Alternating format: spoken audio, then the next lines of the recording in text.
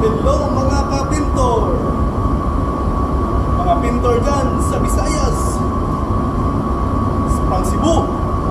Shout out sa mga pintor dyan sa Cebu. Balik na naman tayo dito mga kapintor. Yung tinapos natin kanina, clearan na natin. Ito, first coat na ito yung base coat. May base coat na din dito isa. Yan. Hindi masyadong makintab mga kapintor. Makintabin natin para maganda yung resulta.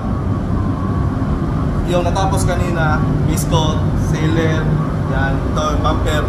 So, dalawang sasakyan ginagawa natin ngayon, blue at saka silver. Nasa final stage na tayo mga kapintor.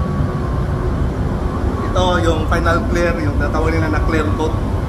Papakita ko sa inyo paano. May video naman ako. I-review nyo lang.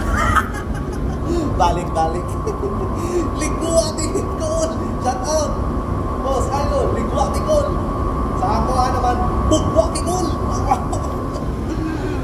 Yan. Mag-clear na tayo mamaya. Yan. Ito yung gawa natin. Blue, na bumper at saka silver na sasakyan. Yan. So, isang salang sa isang spray boat. So, nakasave tayo ng oras. Nakatulong tayo sa shop na makamake money. Kasi makamake money ka dyan. Kasi pag sa isa lang, mahirap.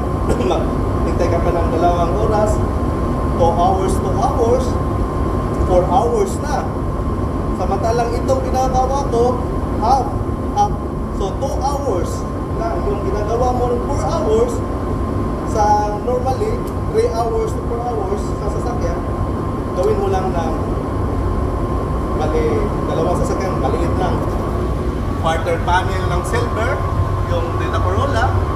Tapos itong BMW na bumper, brand new parts pala. Bagong pinta lang. Yan. Bisa na tayo mga kapintor, mag-clear na tayo.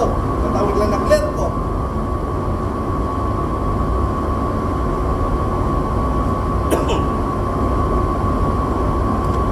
Ito mga kapintor, yung clear coat na natawag nila, parang tubig lang.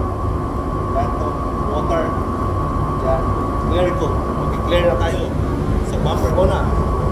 Kirahin natin ng bumper una. Clear coat tayo dyan para makintab,